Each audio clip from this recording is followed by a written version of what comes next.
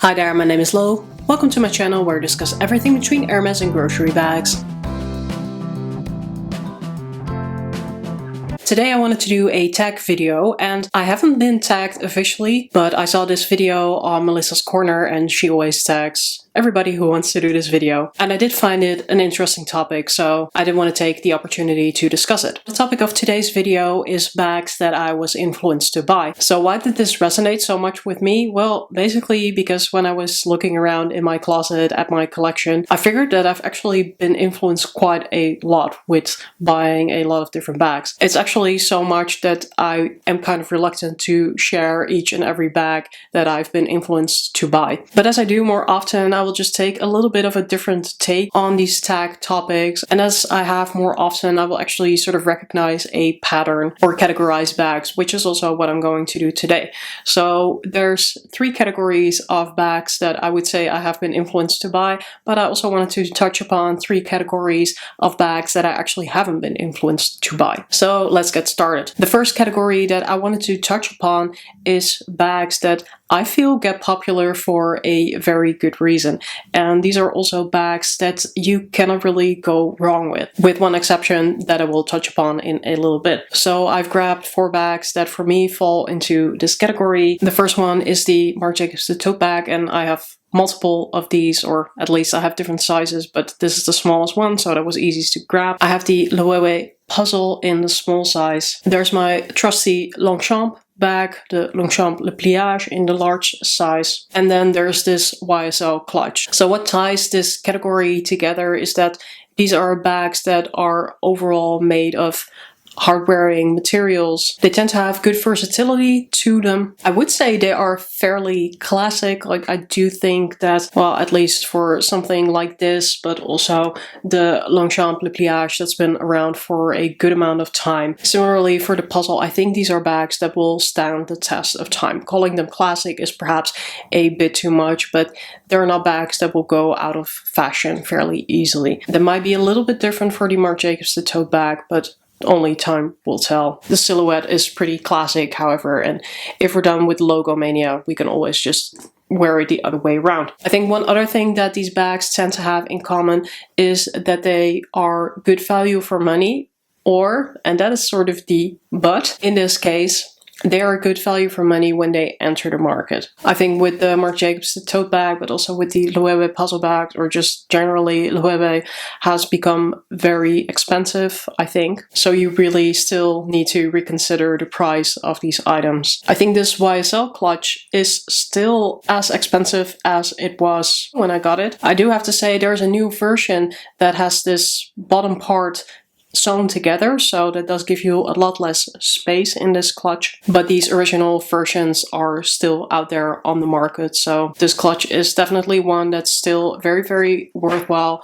You can easily just buy or make an insert. So I have one here on the inside with the gray fabric that you can attach a chain to, so you can also just wear this as a shoulder or crossbody bag. This has great versatility, and it is really a lot cheaper than buying a wallet on chain from YSL. I think those are still almost twice as expensive as just getting the clutch and converting that into a bag, while it's not going to give you a massive amount of additional space to hold your items. Similarly for the Le Pliage bag, I think they've gone up in price, but the prices for these bags are still pretty reasonable. So I might not per se have learned about these particular bags on YouTube or another platform, but because everybody has been raving about these items, and because I like the way that they looked, I felt that they could be a useful part of my collection. And therefore I would say these are bags that you cannot really go wrong with. It has a good reason that they are so popular. If they are still at a reasonable price, or you still find the price acceptable for the items that have become more expensive, and these really remain bags that are worthwhile to look into. I think it's reasonable that a lot of people are raving about them, and thus it's also not so weird that a lot of people get influenced into buying them. Then the second category of bags that I was influenced to buy is more of these sort of up-and-coming brands or up-and-coming styles of bags. So I would definitely say that I have been influenced to venture into these British brands. So I've purchased from Aspinall of London, Stradbary, De Milier. Here's my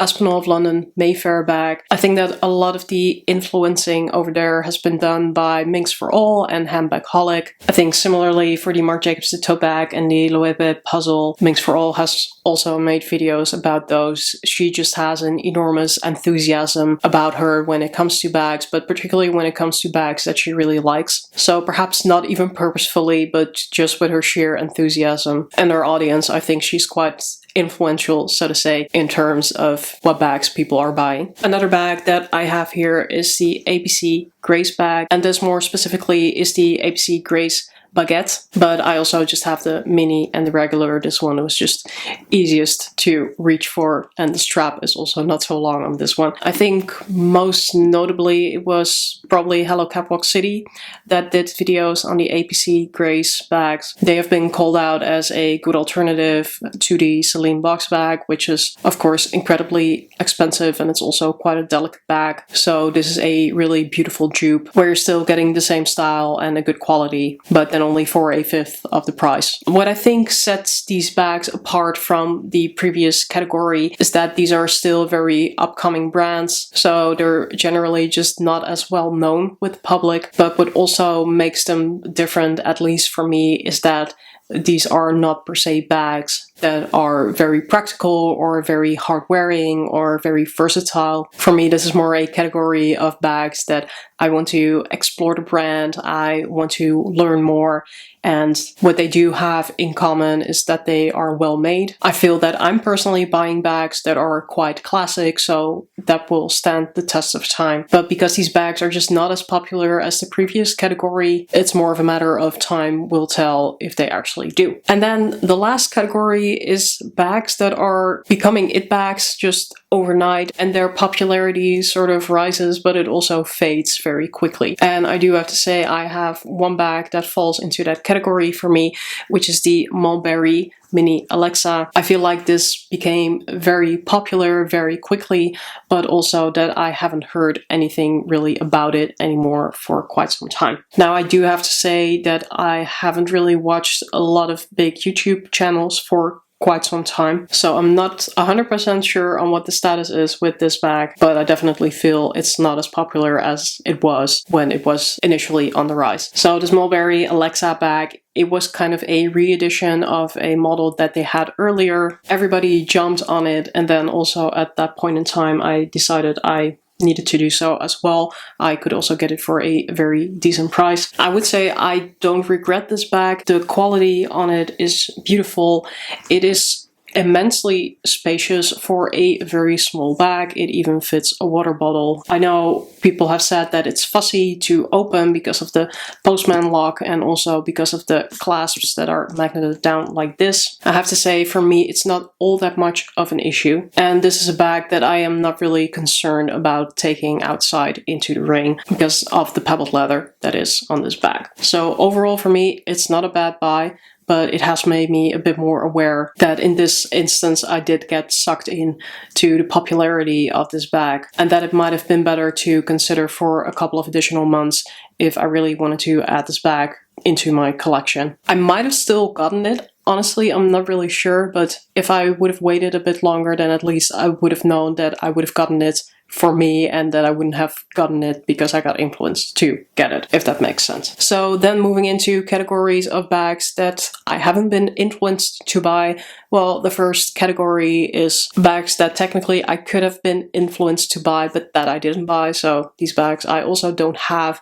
I think that Louis Vuitton is an excellent example when it comes to that. There's a lot of channels that talk about LV. It is immensely popular, and to that extent I have been at the point a couple of times where I was thinking like, oh, should I just get an LV item? But I'm finding that I'm just not willing to pull the trigger. Personally, I just don't love the canvas as much, and I've been finding with the new pieces from the boutique, they are just quite expensive, and there's nothing I find that interesting or that beautiful that I want to spend that kind of money on it. So that's nothing against LV or people who love LV. It's just something that I notice for myself quite clearly, that I see a lot of this content about LV, but it never actually triggered me into buying something from LV. Then the second category is things that I buy but that are not really discussed on social media or on YouTube at all. So in that category, I would consider, for example, Wandler, that I have a couple of bags from LM. I also have a Loewe hammock and a Loewe flamenco bag, which are still relatively popular because it's Loewe, but they are really nowhere near being as popular as the puzzle bag. So that was also definitely when I got them more of an individual decision, and then I started to make content about them. There wasn't really a lot of content I could consume myself in that purchasing decision. And then the third category is bags that I could pretty much say I was sort of de-influenced to buy, just because they are not popular anymore, or they have gone out of production, probably most likely because they were unpopular. So I got a Givenchy Antigona when people were already saying it's not popular anymore. And I know that some people say it is a classic, so well, that's up for debate. But I definitely didn't get that bag on the highlight of its popularity.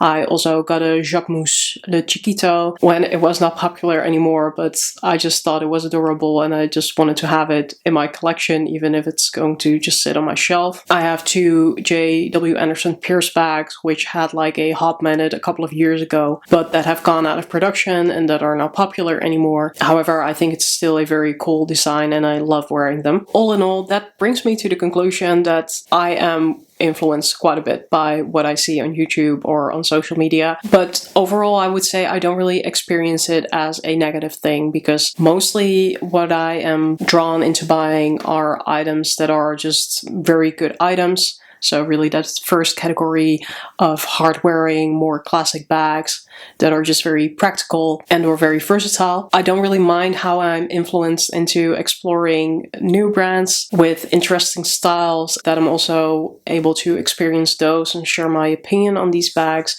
I think the only thing I really have to be cautious with is that I don't jump on these sort of it bags that then just have their hot minute, but then also disappear pretty much as soon as they have risen. I really don't like being influenced into purchasing things that I'm actually not going to like in the long run, so I try to be cautious of that. And when it comes to being influenced into buying popular things versus looking for things that are a bit more special and my distinct taste, I think there it's really a matter of balance. I don't think I'd have a very enjoyable collection if every bag in my collection was something that everybody is wearing.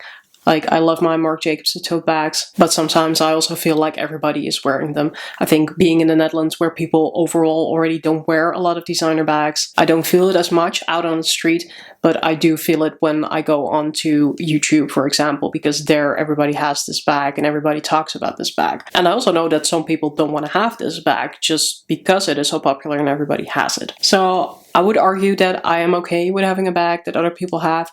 I'm just not really okay with having that all of the time with each and every one of my bags. So I also really enjoy having more of these special pieces, so to say, that you don't see everybody with either on the street or on the internet. But because some of these, like in this category, they are just so good. Like my Longchamp Le Pliage bag. This baby, this is my workhorse, especially in fall and winter, because I love this bag just so much when it's raining. It's just so lightweight and practical. Like, I don't care if everybody has this bag. Everybody has this bag with a reason, just because it is so awesome. So yeah, just to say that I like having bags that not everybody has, but I definitely wouldn't want to miss out on the bags that everybody has already, simply because these bags are great. That's my 2 cents on the subject matter. I will link down below my YouTube friends in case they also want to participate in this tag. Of course, Melissa's Corner will also be tagged down below with her video that gave me the inspiration to do this. If you want to do this video but you haven't been tagged,